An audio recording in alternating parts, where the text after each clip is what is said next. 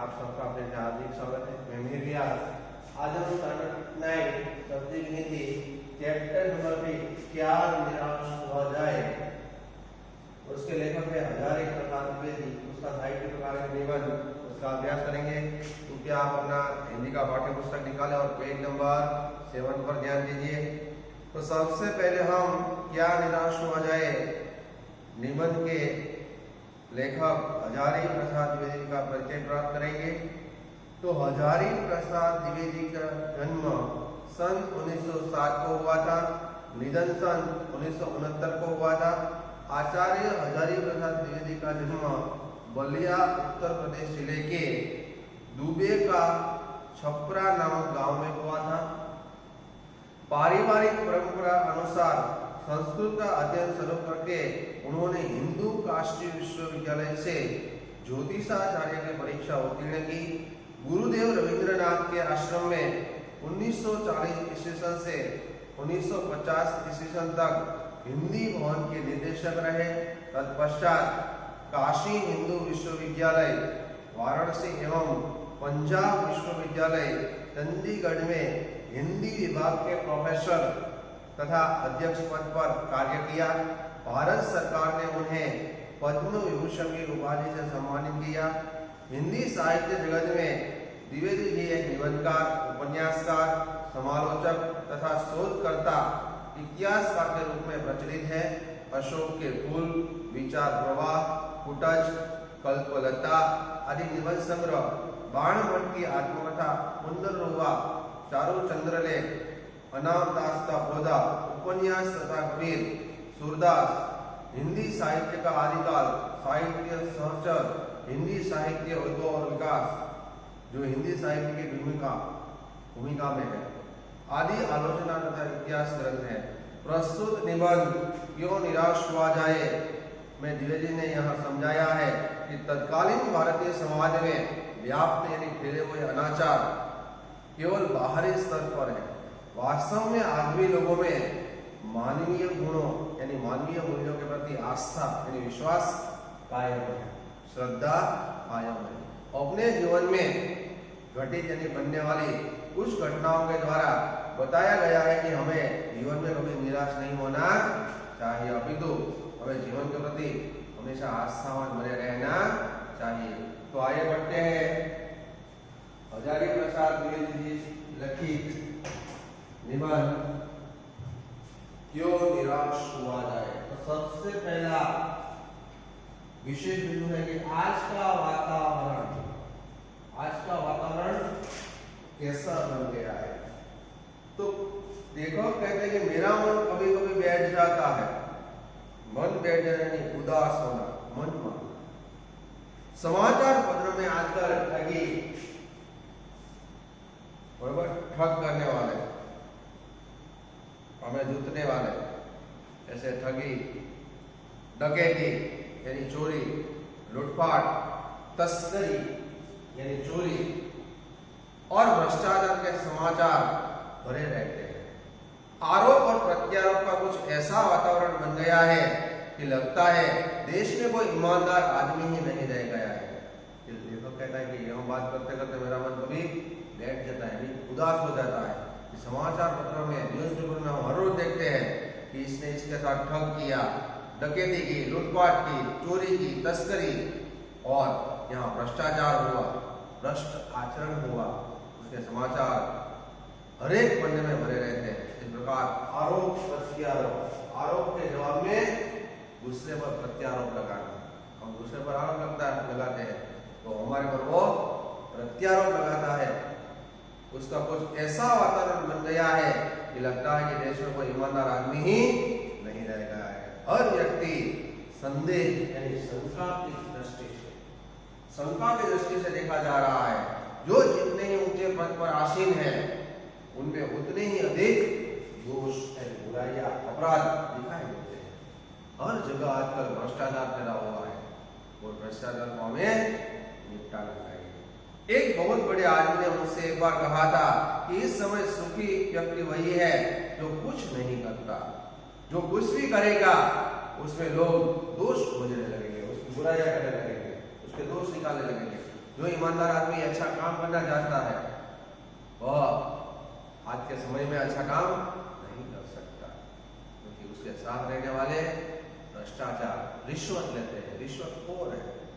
इसलिए उसको भी उनके साथ वैसा ही काम करना पड़ता है, वरना वह उन लोगों के साथ काम नहीं कर सकता। उसके सारे गुण भुला दिए जाएंगे और दोषों को घटा घटाकर दिखाया जाने लगेगा, उसकी बुराइयां ढूंढी जाएगी। आजकल दोष किसमें नहीं होते, यही कारण है कि हर आदमी दोषी अधिक दिख रहा है, बुरा अपराधी, गुणी कम या बिल्कुल ही नहीं। स्थिति अगर ऐसी ही है तो निश्चय ही हमें चिंता का विषय है। क्या यही वह भारतवर्ष है, यही वह भारत देश है जो जिसका सपना भारत को 21वीं सदी में एक विकसित राष्ट्र, एक विश्व का अव्वल राष्ट्र देखने का सपना तिलक और गांधी ने देखा था। रविंद्रनाथ ठाकुर और मदन मोहन मालवीय का महान संस्कृत सभ्यशाली आदरणीय भारतवर्ष के भारत देश किसी अतीत के गहन में डूब गया, गहरे गुफा, अतिजनित भूतकाल की गुफा में डूब गया। आर्य और द्रविड़ इसी भारत देश के अंदर आर्य और द्रविड़ लोग निवास करते हैं। हिंदू और मुसलमान, यूरोपीय और भारतीय आदर्शों की मिलन भूमि, वहां मानव समुद्र क्या सूख ही गया है? मेरा मन कहता है ऐसा हो नहीं सकता। हमारे भारत के महान मनुष्य, ज्ञानी, पंडित, विद्वान के सपनों का यह भारत देश है और रहेगा। यहाँ कितने ही ऋषि मुनियों ने, महान लोगों ने जन्म लिया है। भगवान ने खुद यहाँ 9 अवतार धारण किए हैं। ऐसी पवित्र भूमि यह भारत देश है। यह सही है कि इन दिनों कुछ ऐसा माहौल यानी वातावरण बना हुआ है कि ईमानदारी से मेहनत करके अपनी आजीविका जीवन चलाने वाले निधि यानी निर्दोष भोले वाले श्रमजीवी लोग जो मेहनत करके जीने वाले हैं वह पिस रहे हैं और झूठ बोलना, फरेब करना, लूटपाट करना, धोखाबाजी करना, फरेब यानी धोखाबाजी करना, ऐसे लूटपाट फरेब करने का रोजगार करने वाले फल फूल रहे हैं, यानी बढ़ रहे हैं, विकसित हो रहे हैं। फलना फूलना यानी विकसित होना, समृद्ध होना, हुआ हो रहा है। अंडरलाइन कीजिए, फलना फूलना यानी विकसित होना, समृद्ध होना, यहाँ हुआ हो रहा है। ईमानदार को मूर्खता, जो ईमानदार आदमी है उसको मूर्खता का पर्याय यानी समान समझा जाता है। सच्चाई केवल भीरू यानी डरपोक, कायर और बेबस यानी हताश लोगों के हिस्से में पड़ी हुई है। ऐसी स्थिति में जीवन के महान मूल्यों के बारे में लोगों की जो आस्था है, विश्वास है, वह आज हिल गया है। आज किसी को, एक व्यक्ति को दूसरे व्यक्ति के ऊपर विश्वास नहीं हो रहा है। हर व्यक्ति बस अपना स्वार्थ ही देखता है। हमें कभी अपना स्वार्थ देखना नहीं चाहिए, हमें हमारी मानवता को भी भूलनी नहीं चाहिए। परंतु ऊपर लोग कुछ दिखाई दे रहा है वह बहुत ही हाल की मनुष्य निर्मित, मनुष्यों द्वारा निर्मित नीतियां, रीति रिवाज, पद्धति की त्रुटियों की देन है। बराबर, उसकी जो त्रुटियां है, त्रुटि यानी भूल, गलती, उसकी गलती की देन है। सदा मनुष्य की बुद्धि नई परिस्थितियों का सामना करने के लिए नए सामाजिक जो रीति रिवाज है, विधि निषेध को, विधि निषेध यानी कोई काम करने या न करने का निर्देश, जो रीति रिवाज है उसको बनाती है। उनके ठीक साबित न होने पर उन्हें वह रीति, वह पद्धति, वह मेथड बदल दी जाती है। नियम और कानून सबके लिए बनाए जाते हैं। देश में नियम और कानून सबके लिए बनाए जाते हैं, सबके लिए एक जैसे होते हैं, पर सबके लिए कभी कभी एक ही नियम सूख कर साबित नहीं होता। अच्छा, सामाजिक कायदे कानून कभी युग युग से परीक्षित यानी कसौटी पर खरा उतरना आदर्शों से टकराते हैं। इससे ऊपरी सतह आलोकित भी होती है, ऊपरी भाव आलोकित यानी मच जाती है, दिखाई देती है। पहले भी हुआ है, पे भी होगा। उसे देखकर हताश हो जाना, निराश हो जाना, दुखी हो जाना ठीक नहीं है। हताश हो जाना यानी निराश हो जाना। भारतवर्ष ने यानी भारत देश ने कभी कभी अपनी भौतिक वस्तुओं के संग्रह को बहुत अधिक महत्व नहीं दिया है। उसकी दृष्टि यानी नजर से मनुष्य के भीतर, उसके हृदय में जो महान आंतरिक तत्व स्थित और से बैठा हुआ है वही चरम और परम है, यानी श्रेष्ठ है। लोभ, मोह, काम, क्रोध आदि विकार मनुष्य में स्वाभाविक रूप से विद्यमान रहते हैं। लोभ, मोह, काम, क्रोध आदि विकार अवगुण मनुष्य के भीतरी आंतरिक रूप से स्वाभाविक रूप से विद्यमान उपस्थित रहते हैं और उन्हें प्रधान शक्ति मान लेना और अपने मन में उनके प्रति पेज नंबर 1 पर तथा उनकी बुद्धि को उन्हीं के इशारे पर छोड़ देना बहुत निष्कृष्ट आचरण, बुरा आचरण है। भारतवर्ष ने यानी देश ने कभी भी उन्हें उचित नहीं माना है। उन्हें सदा स्वयं के बंधन में, संयम काबू के बंधन से बांधकर उसे रखने का प्रयत्न किया है। स्वयं को, मन को काबू में रखना।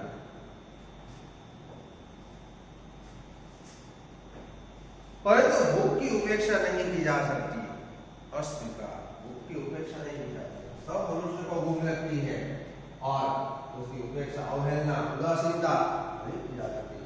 बीमार के लिए दवा की उपेक्षा नहीं की जा सकती, उसकी जरूरत पड़ती है। गुमराह रास्ता भूले हुए व्यक्ति के लिए ठीक रास्ते पर ले जाने के उपाय की उपेक्षा नहीं की जा सकती, अवहेलना। हुआ यह है कि इस देश के कोटि कोटि दरिद्र जन यानी गरीब लोग की हीन बहुत ही बुरी अवस्था, हालत को दूर करने के लिए ऐसे अनेक कायदे कानून बनाए गए हैं, जैसे कृषि उद्योग, वाणिज्य, शिक्षा और स्वास्थ्य की स्थिति को अधिक उन्नत, प्रगतिशील और सुचारू यानी अच्छे ढंग से बनाने के लक्ष्य से प्रेरित यानी प्रेरणा देने वाले हैं। परंतु जिन लोगों को इन कार्यों में लगना है उनका मन हर समय पवित्र नहीं होता है। वह रिश्वत लेते ही है, भ्रष्टाचार करते ही है। प्रायः वही लक्ष्य को भूल जाते हैं और अपने स्वार्थ, अपनी ही सुख सुविधा की ओर ज्यादा ध्यान देने लगते हैं। पहले जब इलेक्शन आता है, चुनाव आता है, बड़ी बड़ी बातें करते हैं, बड़े बड़े वायदे देते हैं, लेकिन जब वही कुर्सी पर वह बैठ जाते हैं तो वह वायदे भुलाई दे जाते हैं। यह अच्छी बात नहीं है। काफी नेता ऐसे भी है जो वायदे किए हो पूरे भी करते हैं और जनता के अधिकारी, जनता के सेवक बने रहते हैं और अच्छे काम भी करते हैं। तो अपनी सुख सुविधा की ओर ध्यान न देते, हमें गरीब जो जनता है उसका काम करना चाहिए। व्यक्ति चित्त यानी मन जब समय आदर्शों द्वारा चालित नहीं होता, जितने बड़े पैमाने पर इन क्षेत्रों में मनुष्य की उन्नति के विधान बनाए गए हैं, पैमाना नहीं मापदंड, बराबर मापदंड, तो मनुष्य की उन्नति यानी प्रगति के विधान बनाए गए हैं, उतना ही मात्रा में लोभ, मोह जैसे विकार अवगुण भी विस्तृत होते जाते हैं। लक्ष्य की बात भूल गए हैं, प्रगति की। आदर्शों को मजाक का विषय बनाया गया और संयम को दक्यानुशी, पुराने ख्यालों वाला मान लिया गया है। तो दक्यानुशी यानी पुराने ख्याल वाला, पुरानी सोच वाला, पुराने विचार वाला, ऐसा मान लिया जाता है। परिणाम जो होना था वह हो रहा है। यह कुछ थोड़े से लोगों के बढ़ते हुए लोभ का नतीजा है। तो कुछ लोग ऐसे आ गए हैं, उसके लोभ का नतीजा है। परंतु इससे भारतवर्ष के पुराने आदर्श और भी अधिक स्पष्ट रूप से महान और उपयोगी दिखाई देने लगते हैं। भारतवर्ष यानी देश ने सदा कानून और धर्म को एक अच्छे रूप में देखा और देखता आ रहा है। आज एकाएक कानून और धर्म के बीच अंतर कर दिया गया है। धर्म को धोखा नहीं दिया जा सकता, कानून को धोखा दिया जा सकता है। यही कारण है कि लोग धर्म विमुख हो गए हैं, धर्म से डरने लगे। वे कानून की त्रुटियां यानी उसकी भूल, उसकी गलती से लाभ उठाने में संकोच नहीं करते। कानून के रखवाले ही आज कानून को तोड़ रहे हैं और रिश्वतखोर हो गए हैं, उसकी रक्षा नहीं करते हैं। ये बुरी बात है। इस बात के पर्याप्त प्रमाण सबूत खोजे जा सकते हैं कि समाज के ऊपरी वर्ग में चाहे जो भी होता रहा हो, भीतर भीतर अंदर अंदर भारत देश वर्ष अभी यह अनुभव कर रहा है कि धर्म कानून से बड़ी चीज है। अभी लोगों में सेवा, ईमानदारी, सच्चाई और आध्यात्मिकता के मूल्य गुण बने हुए हैं। वे दब लोगों के बीच में दब अवश्य गए हैं, लेकिन नष्ट नहीं हुए हैं, नाश नहीं हुए हैं। आज भी वह मनुष्य से प्रेम करता है, महिलाओं का सम्मान करता है, झूठ और चोरी को गलत समझता है, दूसरे को पीड़ा पहुंचाने को पाप समझता है। हर व्यक्ति, हर आदमी अपने व्यक्तिगत जीवन में इस बात का अनुभव करता है कि यह बुरा है, गलत है।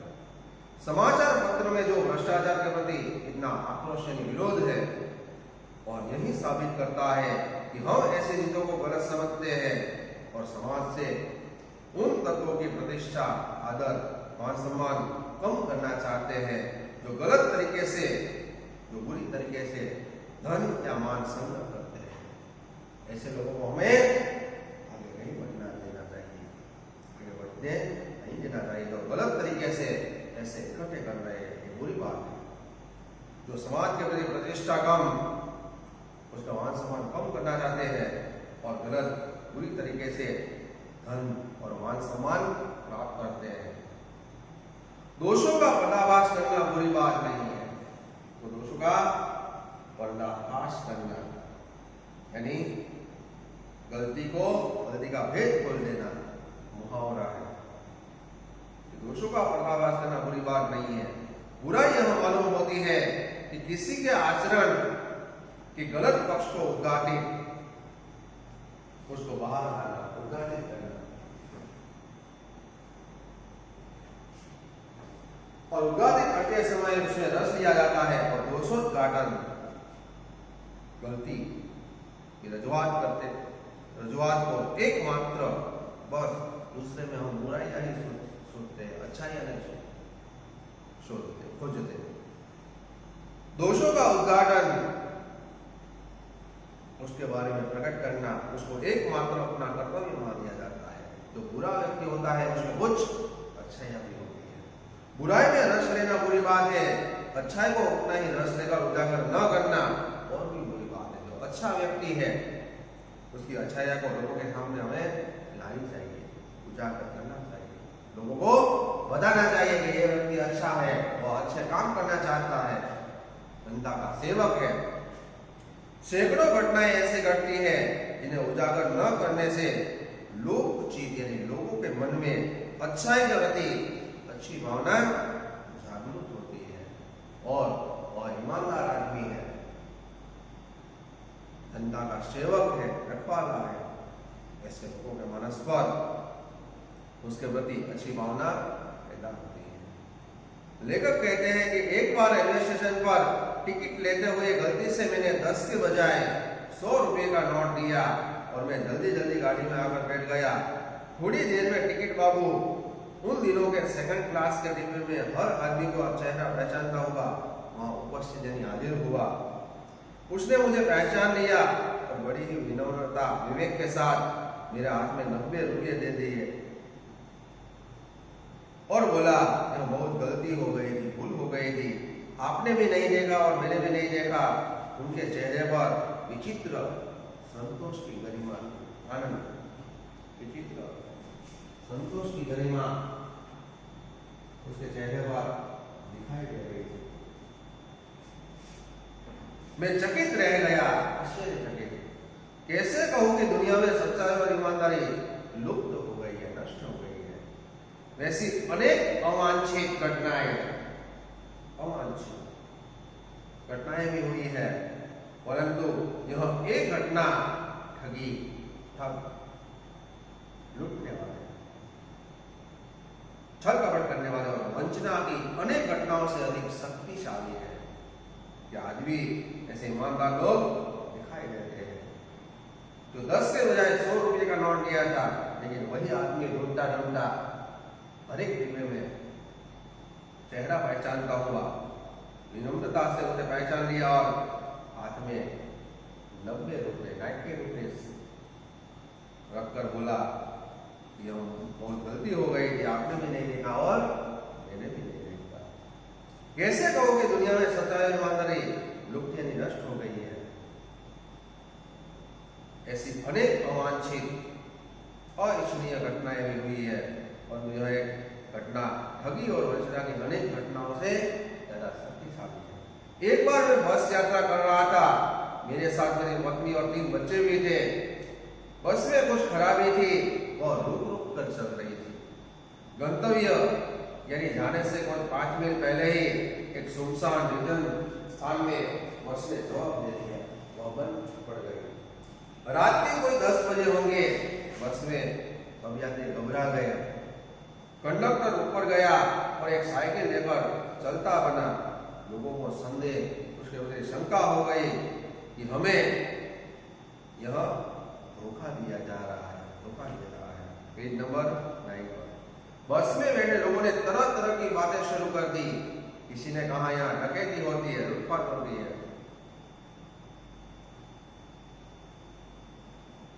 2 दिन पहले ही इसी तरह एक बस को लूट लिया गया था।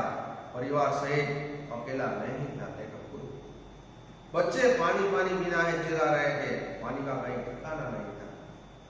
ऊपर से आदमियों का डर समा गया था, लोग घबरा गए थे। कुछ नौजवानों ने ड्राइवरों को पकड़कर मारने पीटने का हिसाब बनाया। ड्राइवर के चेहरे पर हवाइयां बनने लगी। चेहरे पर हवाइयां बनने लगी, चेहरे का रंग फीका पड़ गया। चेहरे का रंग फीका पड़ गया। लोगों ने उसे पकड़ लिया। वो बड़े कातर ढंग से मेरी ओर देखने लगा और बोला, कातर ढंग से देखना है, भयभीत होकर देखना, डर कर देखना। हम लोग बस का कोई उपाय कर रहे थे, बचाइए, ये लोग मुझे मार डालेंगे, मारेंगे।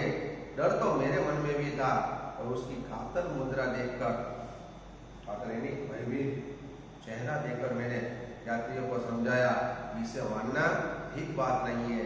परंतु यात्री इतने घबरा गए कि वे मेरी बात सुनने को तैयार नहीं हुए।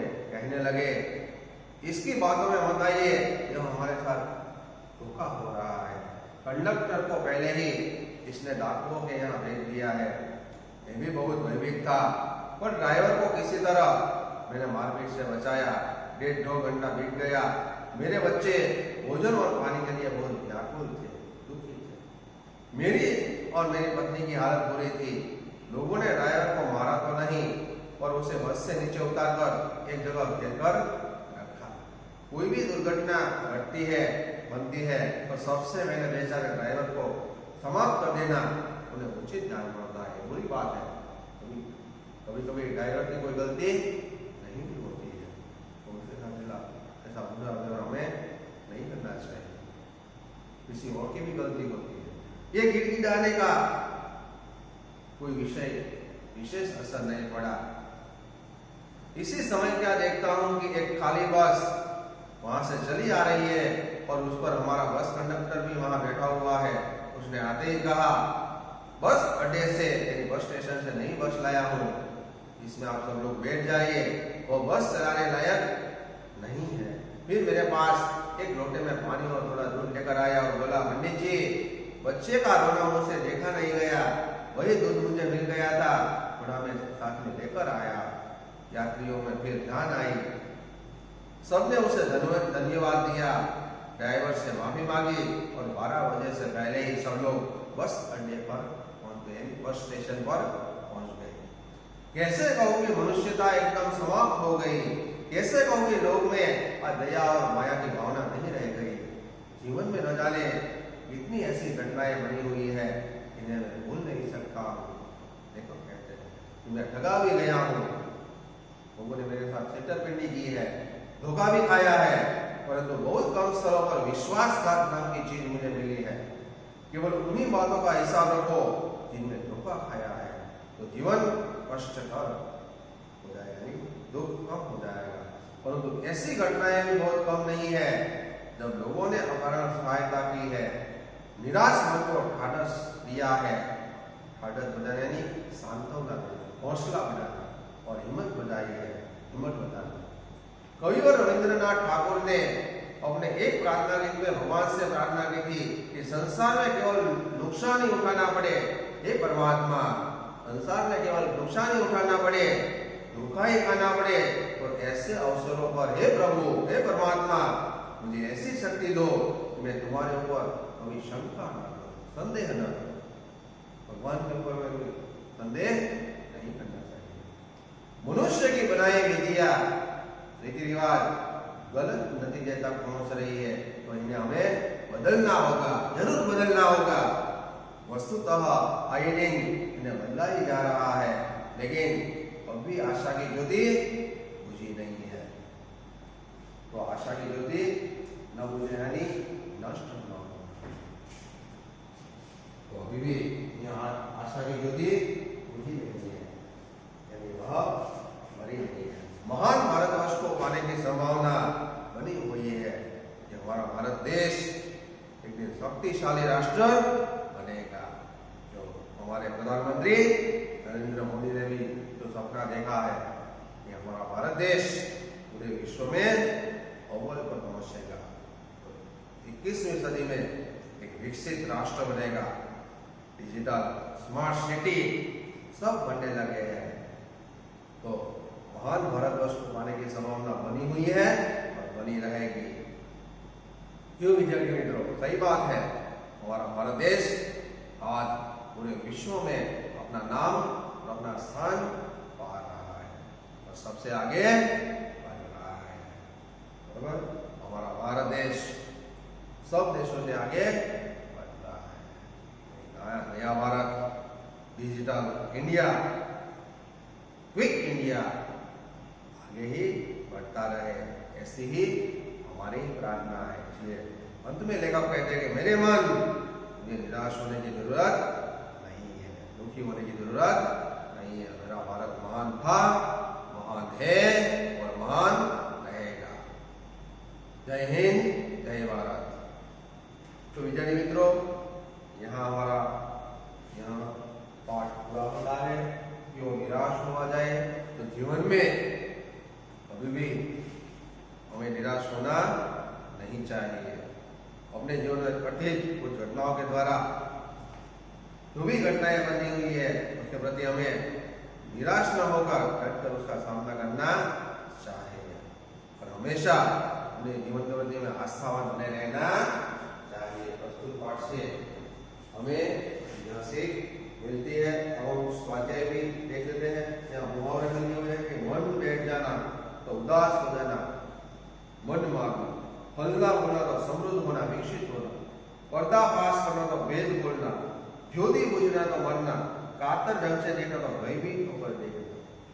कुछ शब्दार्थ यहाँ भी जो है, तस्करी, कचोरी, प्रत्यारोप तो आरोप के जवाब में प्रत्यारोप लगाना, संदेश तो शंका, दोष तो बुराई अपराध, अतीत तो भूतकाल, जीविका तो रोजी, मनीषी तो ज्ञानी पंडित, निर्दोष तो निर्दोष भोला, माहौल तो वातावरण, वीरू तो डरपोक कायर, फरे तो धोखा, विद्यमान तो उपस्थित हाजिर, आस्था तो विश्वास श्रद्धा, त्रुटि तो भूल गलती, विधि तो निषेध, विधि निषेध तो कोई काम करने या न करने का निर्देश, परीक्षित तो कसौटी पर खड़ा उतरना, आलोकन तो मतना, आंतरिक तो बिगड़ी, स्थिर तो अचल।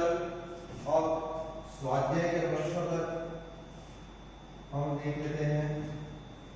पेज नंबर 10 निकाले, एक वाक्य में उत्तर दीजिए। तो आज समाचार पत्र में कौन से समाचार भरे रहते हैं? तो आज समाचार पत्र में चोरी, डकैती, तस्करी और भ्रष्टाचार के समाचार भरे रहते हैं। देश का वातावरण आज कैसा बन गया है? तो देश का वातावरण आज ऐसा बन गया है कि लगता है देश में कोई ईमानदार आदमी ही नहीं रह गया है। और भारतवर्ष ने किसको अधिक महत्व नहीं दिया है?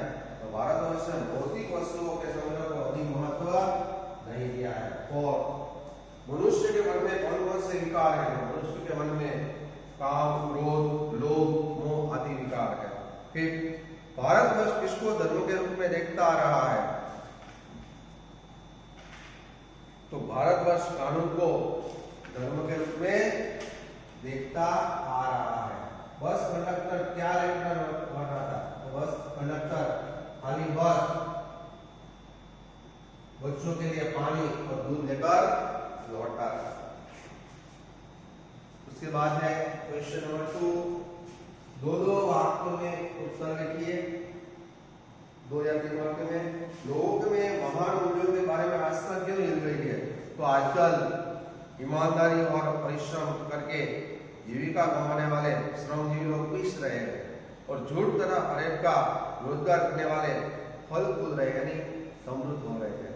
इसलिए लोगों में महान मूल्यों के बारे में आस्था हिल गई है। सेकेंड, लेखक क्या देखकर हताश हो जाना उचित नहीं मानते? तो लेखक कहते हैं कि आजकल ईमानदारी और परिश्रम के बदले झूठ और फरेब का बाजार गर्म है। ऊपरी दिखाई देने वाली इस मनुष्य निर्मित स्थिति से हताश हो जाना उचित नहीं है। देश के दरिद्र जनों की हीन अवस्था दूर करने के लिए क्या किया गया है? तो देश के दरिद्र जनों की हीन अवस्था दूर करने के लिए शासन ने अनेक कायदे कानून बनाए हैं। इनका यही लक्ष्य है कि कृषि उद्योग, वाणिज्य, शिक्षा और स्वास्थ्य के क्षेत्रों में लोगों की स्थिति को अधिक उन्नत और सुचारू बनाया जाए। कविवर रविंद्रनाथ ठाकुर ने प्रार्थना के द्वारा भगवान से क्या याचना की है? कविवर रविंद्रनाथ ठाकुर ने अपनी प्रार्थना गीत में भगवान से यह याचना की है कि संसार में केवल नुकसान उठाना पड़े, धोखा खाना पड़े, तो भी मैं विचलित न हो। ऐसे अवसरों पर हे प्रभु मुझे ऐसी शक्ति दो कि मैं तुम पर संदेह यानी शंका न करूं। तो उसके बाद विद्यार्थी मित्रों क्वेश्चन नंबर 5-6 वाक्यों में उत्तर दीजिए। लेखक का मन क्यों बैठ जाता है? बार बार पूछा गया है। तो हमारे देश के अखबार चोरी, डकैती, तस्करी और भ्रष्टाचार के समाचारों से भरे रहते हैं। राजनीतिक दल एक दूसरे पर आरोप और प्रत्यारोप लगाते हैं। ऐसा लगता है कि जैसे देश में कोई ईमानदार आदमी ही नहीं रह गया है। लोग हर व्यक्ति को संदेह की दृष्टि या नजर से देखते हैं। जो लोग जितने ऊंचे पद पर बैठे हुए हैं उनमें उतने ही अधिक दोष और भूल बुराई दिखाई देती है। सब अपने स्वार्थ के लिए अपने स्वार्थ में डूबे हुए हैं। देश के हित की बातें बहुत कम हो रही है। देश और समाज की ऐसी दशा देखकर लेखक का मन बैठ जाता है, उदास हो जाता है। सेकेंड, भारतवर्ष को महामानव समुद्र क्यों कहा गया है? बार बार एग्जाम में पूछा गया है। तो आंसर, भारतवर्ष एक प्राचीन और विशाल देश है। सदियों से यहाँ अनेक जातियां आई और बसी हुई है। विदेशों से अधिक अनेक धर्मावलंबी यहाँ आए और यहीं के होकर रह गए। इसका प्रकार भारत, आर्य और द्रविड़, हिंदू और मुसलमान, यूरोपीय और भारतीय आदर्शों की मिलन भूमि है। भारतीय सभ्यता में विदेश से आई सभ्यताओं का भी प्रभाव है। यहाँ की संस्कृति में विदेशी संस्कृतियां घुल मिल गई है। भारतीय समाज में देशी विदेशी तरह तरह के लोग आए और समा गए हैं। इसीलिए भारतवर्ष को मानव समुद्र कहा गया है। थर्ड, धर्मों को भारतवर्ष में श्रेष्ठ क्यों माना गया है? तो शासन और समाज की सुख सुविधा के लिए सरकार तरह तरह के कायदे कानून बनाती है, लेकिन भारतीय वासियों की दृष्टि में धर्म कानून से बड़ा है। धर्मों के कारण ही अभी सेवा, सच्चाई, ईमानदारी और आध्यात्मिकता के मूल्य बने हुए हैं। धर्म के वजह से मनुष्य झूठ और चोरी को गलत समझता है। धर्म बुद्धि के कारण ही लोग दूसरों को पीड़ा पहुंचाना पाप मानते हैं। धर्म बुद्धि ही लोभ, मोह, काम, क्रोध आदि विकारों पर संयम रख सकती है और निकृष्ट आचरण करने से रोकती है। इसलिए धर्मों को भारतवर्ष में श्रेष्ठ माना गया है। कंडक्टर ने अपनी ईमानदारी कैसे बताई? तो एक बार लेखक सपरिवार बस यात्रा कर रहे थे। गंतव्य यानी जाने के स्थान से लगभग 5 मील पहले ही एक सुनसान जगह पर बस खराब हो जाती है। कंडक्टर समझ गया कि यह बस अब आगे नहीं जा सकेगी। वह एक साइकिल लेकर चला गया। उस समय रात के 10 बजे थे। यात्री बस ड्राइवर पर अपना क्रोध उतारने लगे। लेखक के बच्चे भोजन और पानी के लिए व्याकुल थे। यात्री ड्राइवर को मारने के लिए तैयार हो गए थे। ठीक उसी समय बस कंडक्टर एक खाली बस लेकर आया। यात्री उसमें सवार हो गए। कंडक्टर लेखक के बच्चों के लिए पानी और दूध भी लाया था। इस तरह बस कंडक्टर ने अपनी ईमानदारी और सज्जनता बताई। तो विद्यार्थी मित्रों, ये थे क्वेश्चन नंबर 8। आज से आप लोग कर लीजिए। फिर मुहावरों का अर्थ देकर वाक्य में प्रयोग कीजिए। ओबिलियो के मन बैठ जाना तो उदास हो जाना, पर्दा पास करना तो वेद बोलना, फलना फूलना तो विकसित होना, समृद्ध होना, हवाया उड़ना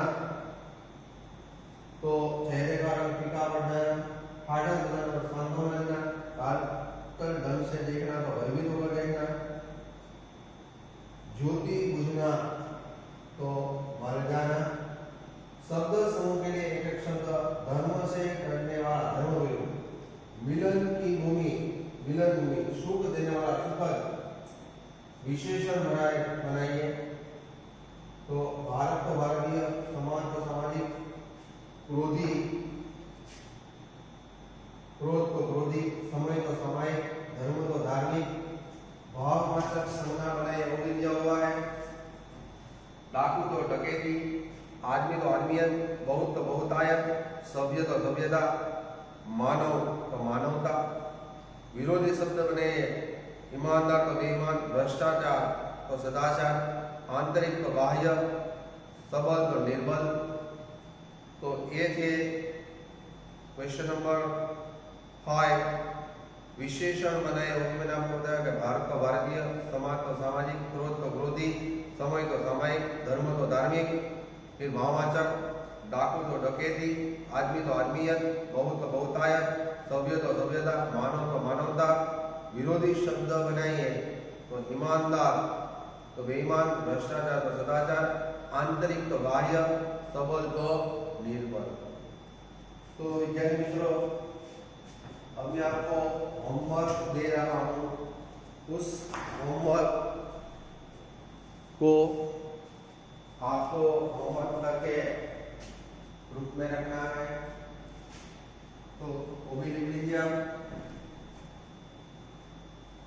तो नोट डाउन, होमवर्क के लिए तैयार रहिए और नोट डाउन कर लीजिए। अच्छा, होमवर्क जो अपनी टेक्स्ट बुक में से मैं दे रहा हूँ आपको, स्वाध्याय में से, तो आपको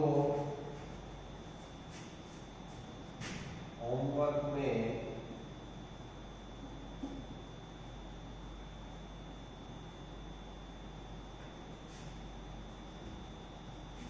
जो स्वाध्याय में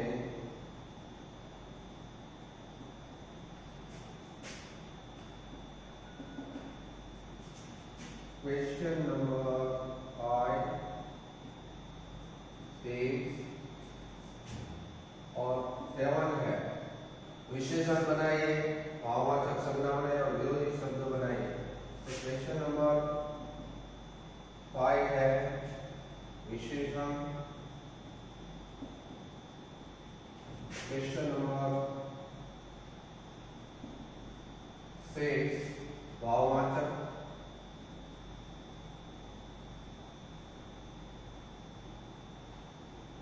शब्द और क्वेश्चन नंबर 7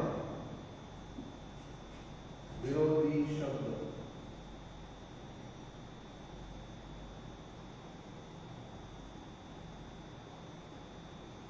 ये 3 क्वेश्चन आपको उसके अर्थ लिखकर होमवर्क में रखना है। बराबर। क्वेश्चन नंबर 8 विशेषण, जो स्वाध्याय में पेज नंबर 10 पर दिया हुआ है। आपकी टेक्स्ट बुक में पेज नंबर 10 पर क्वेश्चन नंबर 5, 6, 7 यानी 5 विशेषण बनाइए, 6 यानी भाववाचक शब्द, 7 यानी विरोधी शब्द, उसके अर्थ लिखकर आपको होमवर्क में अपने ग्रुप में करना है। अस्तु, नेक्स्ट पीरियड में मिलेंगे। Note down this homework student.